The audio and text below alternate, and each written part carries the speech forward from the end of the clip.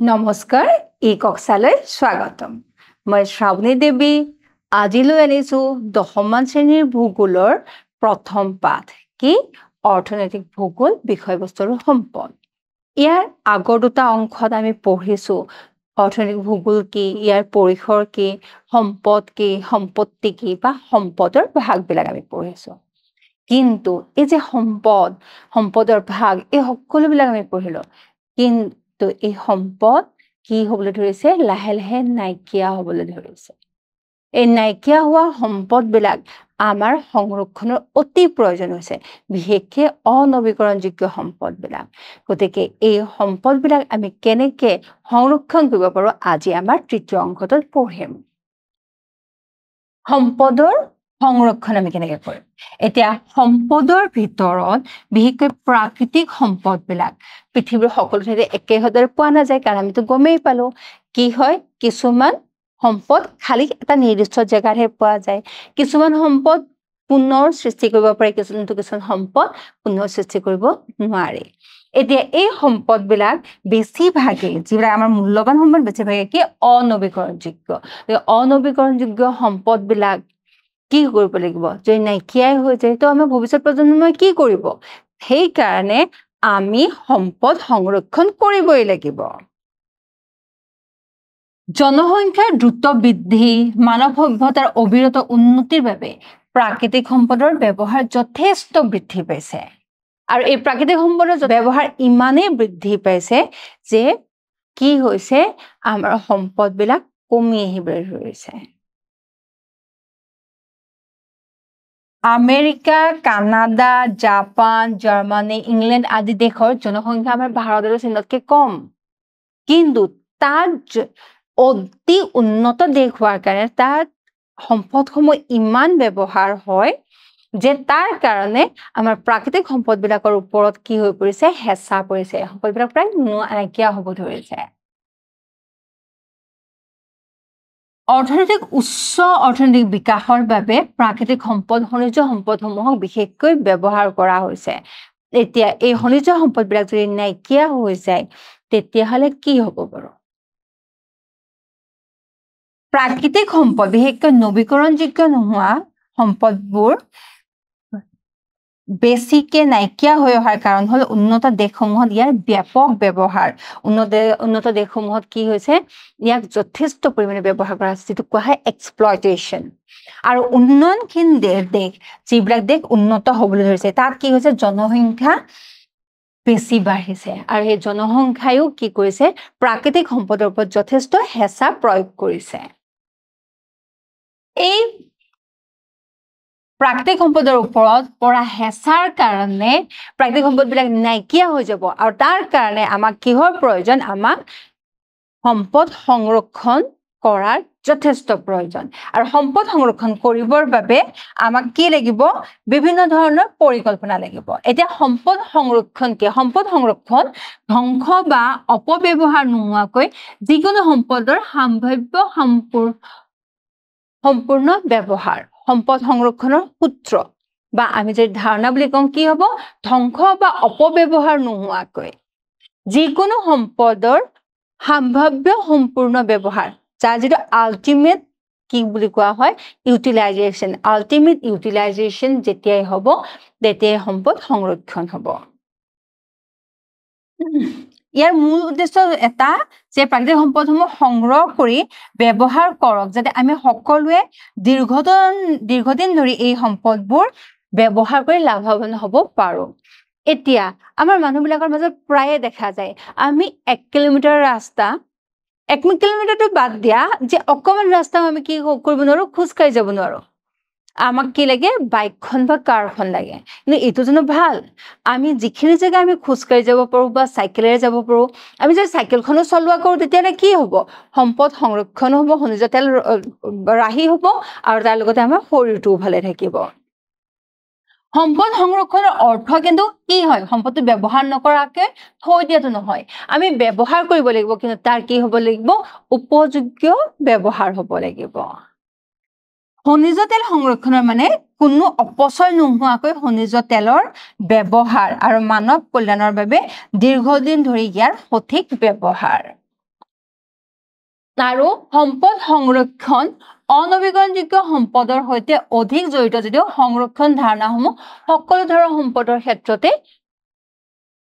প্ৰযোজ্য কাৰণ যদি বনাঞ্চল বিলাক নাইকিয়া হৈ যায় যদি পানী নাইকিয়া হৈ যায় যদি বায়ু প্ৰদূষিত হৈ যায় আমি জীয়াই থাকিব পাৰিম নে আমি জীয়াই থাকিব নোৱাৰো তাৰ কাৰণে যদি অনবীকৰণ সম্পদসমূহ আমি বেছিকে সংৰক্ষণ কৰিব লাগে নবীকৰণযোগ্য সম্পদ বা প্ৰাকৃতিক সকলো ধৰণৰ সম্পদ আমি কি কৰিব লাগে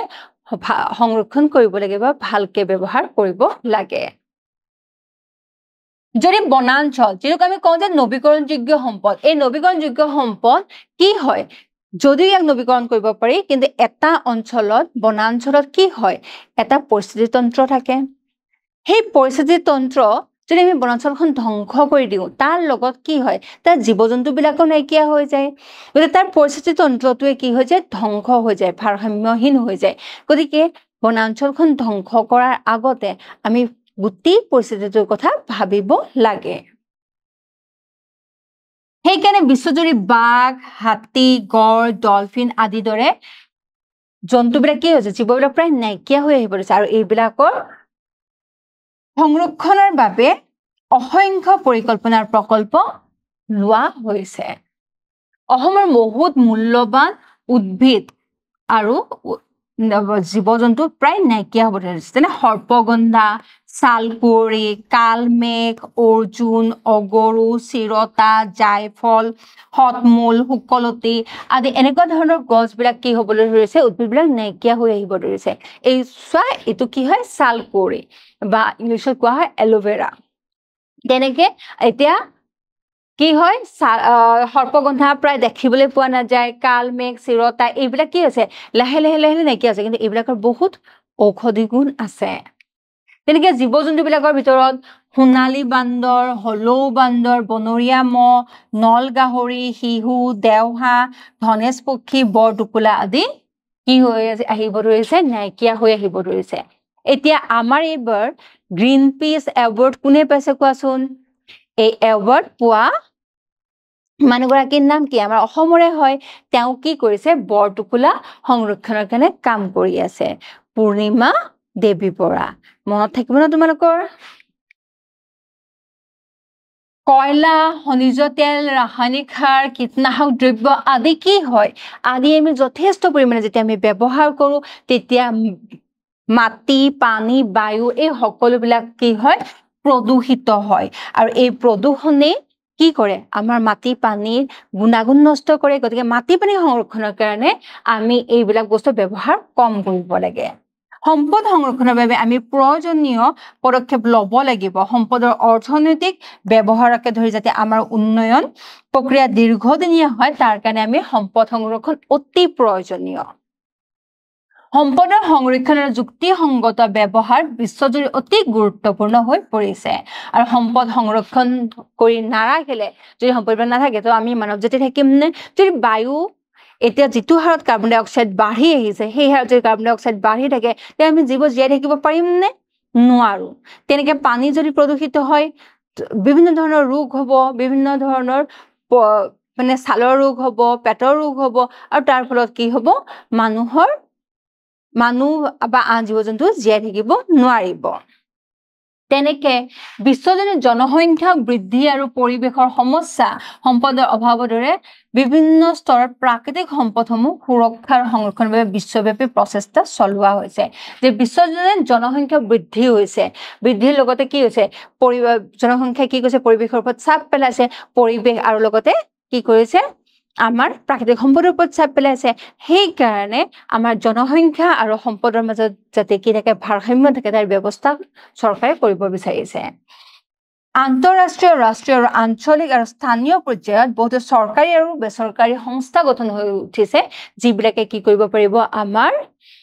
সম্পদ সংৰক্ষণৰ ব্যৱস্থা কৰে তাৰ কাৰণে বিভিন্ন ধৰণৰ সংস্থা গঠন হৈ উঠিছে পৰিৱেশ বন আৰু জলবায়ু পৰিৱৰ্তন মন্ত্ৰালয় এইটো এটা চৰকাৰে গঠন কৰা এটা মন্ত্ৰালয় আৰু ইয়াৰ অধীনত কি কৰা হৈছে আমাৰ দেশৰ প্ৰাকৃতিক সম্পদসমূহ সংৰক্ষণৰ ব্যৱস্থা কৰা হৈছে ভাৰতীয় বন গৱেষণা আৰু শিক্ষা পৰিষদ কেতিয়া গঠন হৈছে 1986 চনত গঠিত হৈছে এই সংস্থাই বেচৰকাৰী সংস্থাৰ লগ লাগি পৰিৱেশ সংৰক্ষণৰ ব্যৱস্থা কৰি আহিছে যেনে বিজ্ঞান আৰু পৰিৱেশ কেন্দ্ৰ Greenpeace India wild life trust of India আদি বিভিন্ন বেচৰকাৰী সংগঠনৰ লগ লাগি কি কৰিছে ভাৰতত পৰিৱেশ আৰু সম্পদ সংৰক্ষণৰ ব্যৱস্থা কৰি আহিছে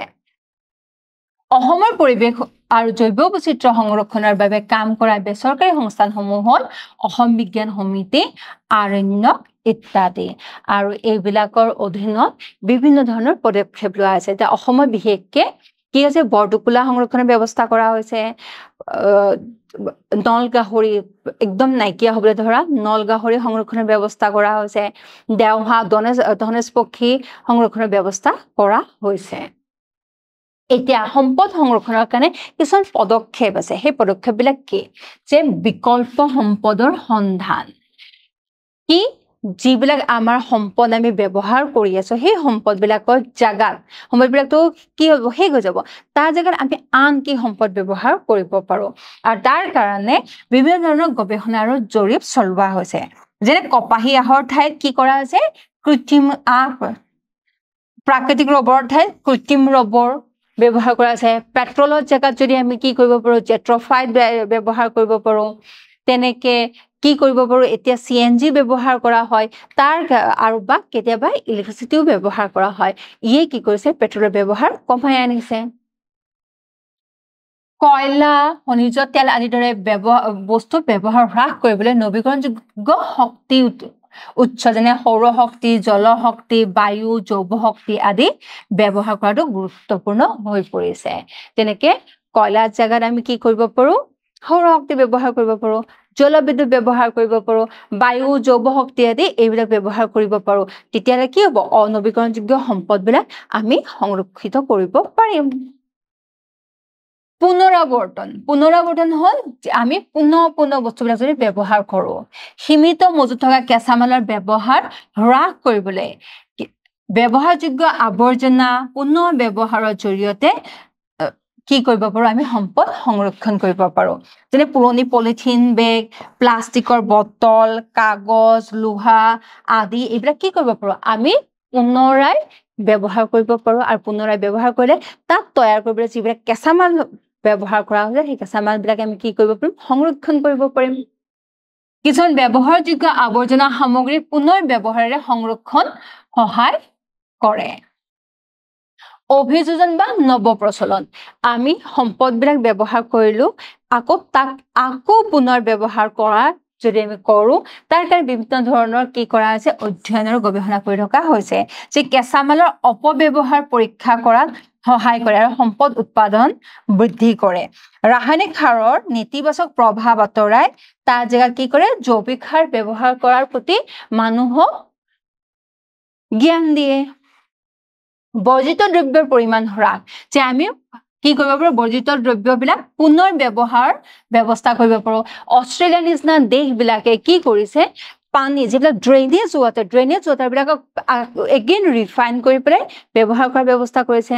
আমি কি কৰিব পাৰো বৰষুণৰ পানীখিনিক আমি ষ্ট'ৰ কৰিব পাৰো কৰি পেলাই সেইটো আকৌ ব্যৱহাৰ কৰিব পাৰো তেনেকে প্লাষ্টিকৰ সামগ্ৰী আৰু আমাৰ এতিয়া যথেষ্ট পৰিমাণে কম্পিউটাৰ মোবাইল লেপটপ এইবিলাকৰ কি হয় এইবিলাক ব্যৱহাৰ যেতিয়া নাইকিয়া হৈ যায় তো সেইবিলাক আমাৰ আৱৰ্জনা হয় সেই আৱৰ্জনাবিলাক আমি কি কৰিব পাৰো ৰিচাইকেল কৰিব পাৰো গছ কাটি কাঠৰ সামগ্ৰী নিৰ্মাণ কৰাৰ সময়ত কিছুমান সৰু উদ্যোগ স্থাপনৰ জৰিয়তে পেলনীয়া কাঠ ব্যৱহাৰ কৰাৰ ব্যৱস্থা কৰা হৈছিল যে ডাঙৰ কাঠফলাবিলাকত সেই যে সৰু কাঠৰ যে গুদাবিলাক ওলাই সেই গুদাবিলাক যাতে আমি সংৰক্ষণ কৰিব পাৰো সেইবিলাক পুনৰ ব্যৱহাৰ কৰিব পাৰো তাৰ ব্যৱস্থা কৰা কাগজ কলত উৎপন্ন হোৱা কাঠ আৰু বাঁহৰ পেলনীয়া সামগ্ৰী জৈৱিক বা ৰাসায়নিক পদাৰ্থলৈ ৰূপান্তৰিত কৰাও সম্পদ সংৰক্ষণৰ এটা ব্যৱস্থা জ্ঞান আৰু শিক্ষাৰ সম্প্ৰসাৰণ উৎপাদন আৰু সম্পদৰ ব্যৱহাৰৰ সঠিক ব্যৱস্থাপনাৰ বাবে আমি কি কৰিব লাগিব মানুহবিলাকক জ্ঞান দিব লাগিব মানুহবিলাকক জনাব লাগিব যে এই যে সম্পদ তোমালোকে এনেকৈ ব্যৱহাৰ কৰি আছা ইয়াৰ ফলত কি হ'ব পাৰে ইয়াক যদি আমি এনেকৈ নকৰো কি হ'ব এতিয়া আমেৰিকা আৰু কানাডা এটা সিস্টেম আছে কি হয় যদি আমি কি কৰো গাড়ীখন চলাই গৈ আছো অকলে ড্ৰাইভ কৰি গৈ আছো তাত আমি যদি আন এজন ৰাস্তাত গৈ থকা আন এজন মানুহক আমি লিভ দিওঁ মানে আমি গাড়ীত উঠাই লৈ যাওঁ সেইজন মানুহে তেতিয়া গাড়ীখন ব্যৱহাৰ কৰিব নালাগিব তেতিয়া যিজন মানুহে গাড়ীখন চলাই যাব তেওঁ এটা ছুটি ৰাস্তাৰে তেওঁৰ গন্তব্যস্থানলৈ যাব পাৰিব তেতিয়া তেওঁৰ তেল ৰাহি হ'ব তো চৰকাৰে কি কৰিছে চৰকাৰে মানুহবিলাকক সুবিধাৰ ব্যৱস্থা কৰিছে যাতে মানুহে কি কৰে দুজন মানুহে এখন গাড়ীতে যায় তেতিয়া তেলৰো ৰাহি হয় সম্পদৰ অপ্ৰয়োজনীয় অপচয় ৰোধ কৰাৰ কাৰণে কি কৰিব লাগিব আমি সজাগতা স্থাপন কৰিব লাগিব মানুহবিলাকক আমি সজাগ কৰি তুলিব লাগিব যাতে আমি তেওঁলোকে কি নকৰে সম্পদবিলাকৰ অপচয় নকৰে যেনে আমাৰ এতিয়া সবতকৈ ডাঙৰ কথাটো হৈছে পানী আমি ভাবো যে পানী নৱীকৰণযোগ্য সম্পদ পানী আমি যিমান ইচ্ছা সিমানে ব্যৱহাৰ কৰিব পাৰো কিন্তু গুৱাহাটীৰ বৰ্তমান ভয় লগা পৰিস্থিতি যে যেতিয়া বৰষুণ নহয় গুৱাহাটীৰ মাজমজিয়াৰ কিছু অঞ্চলত কি হয় পানী পাবলৈ নাইকিয়া হৈ গৈছে সেই কাৰণে আমি পানী ব্যৱহাৰ অতি ভাবি চিন্তিহে কৰিব লাগে সম্পদ সংৰক্ষণৰ সম্পৰ্কে আইন কাৰ্যকৰীকৰণ আমি যেতিয়া কি কৰিব পাৰো আইনৰ জৰিয়তে সম্পদৰ অপচয় ৰোধ কৰিব পাৰো তাৰ ব্যৱস্থা কৰিবলগীয়া হৈছে সম্পদৰ ভঁৰালৰ সঠিক মূল্যায়ন আমাৰ কিমান সম্পদ আছে সেইটো আমি ভালকে জানিব লাগিব আৰু সম্পদৰ ভৱিষ্যত পৰিকল্পনাৰ বাবে ই অতি প্ৰয়োজনীয় আমি কিমানখিনি সম্পদ আমাৰ ওচৰত মজুদ আছে আৰু তাৰ হিচাপত আমি ব্যৱহাৰ কৰিম গতিকে আমি জানিব লাগিব আমাৰ ওচৰত কিমানখিনি সম্পদ আছে আৰু সম্পদৰ অপ্ৰয়োজনীয় ব্যৱহাৰ আমি কি কৰিব লাগিব ৰোধ কৰিব লাগিব আৰু এতিয়া কেনেকৈ বাঁহ কাটোতে আমাৰ কি হৈছে বাঁহবিলাক নাইকিয়া হ'বলৈ ধৰিছে আকৌ পুনৰ বাঁহ সৃষ্টি হ'বলৈ বহুত সময় লাগে গতিকে বাঁহৰ জেগাত আমি কি কৰিব পাৰোঁ প্লাষ্টিক ব্যৱহাৰ কৰিব পাৰোঁ যেনেকৈ কাগজ ইমান জনসংখ্যা ইমান বৃদ্ধি প্ৰত্যেকজন মানুহে কাগজত যদি লিখিবলৈ লয় তেতিয়াহ'লে কিমান কুমলীয়া গছ নাইকিয়া হ'ব কিমান বাঁহ নাইকিয়া হ'ব তাৰ জেগাত এতিয়া কি কৰিছে আমি কি কৰিব পাৰো যে শ্বপিং মলত আমি বজাৰ কৰিলো তাৰ ৰিচিপ্টটো আমি কাগজত নলৈ পেলাই আমি ফোনত ল'ব পাৰো তেতিয়াও আমি সংৰক্ষণ কৰিম আমি কাগজখিনি কি কৰিব পাৰো ৰিচাইকেল কৰিব পাৰো তেতিয়াও আমি কি কৰিব পাৰো সম্পদৰ অপচয় ৰোধ কৰিব পাৰো সম্পদৰ ভৱিষ্যত প্ৰয়োজন নিৰ্ধাৰণ এই সম্পদসমূহ যিবিলাক সম্পদ আমি সংৰক্ষণ কৰিম তাৰ আমাৰ ভৱিষ্যত প্ৰয়োজন কি আছে তাক আমি মানুহক জনাব পাৰিব লাগিব এতিয়া আমি সম্পদ সংৰক্ষণৰ বিষয়ে পঢ়িলো তাৰ লগত কি হৈছে সম্পদবিলাক যে নাইকিয়া হ'ব ধৰিছে তাৰ বিষয়ে আমি পঢ়িলো আৰু কেনেকৈ সংৰক্ষণ কৰিব লাগে কি প্ৰচেষ্টা ল'ব লাগে তাৰ বিষয়ে আমি পঢ়িলো এতিয়া কথাটো হ'ল যে প্ৰশ্ন আমি কি বুজিলো আমি এটা সৰু প্ৰশ্নৰ সহায়ত আমি গম পাম আমি কি বুজিলো যে বিলুপ্তপ্ৰায় দুবিধ জীৱৰ নাম কি কোৱাচোন বিলুপ্তপ্ৰায় দুবিধ জীৱ এটা আমি সদায় থকা কি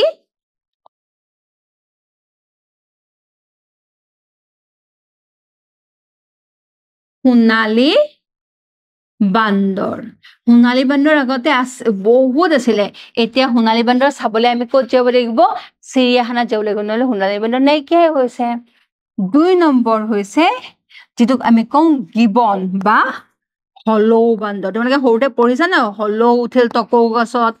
লগাই সদৌ মদৌ এই হলৌ বান্দৰ এতিয়া মাত্ৰ কেইখনমান অভয়াৰণ্যতহে পোৱা যায় হলৌ বান্দৰ নাইকিয়া হৈ গৈছে কিন্তু হলৌ বান্দৰ অসমৰ এটা উল্লেখনীয় জীৱ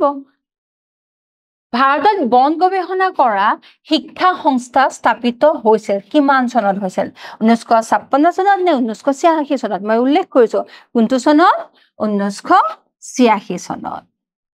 তো আশা কৰিলো তোমালোকে যাতে ভালকে বুজি পাইছা আজিলৈ ইমানতে এৰিছো ধন্যবাদ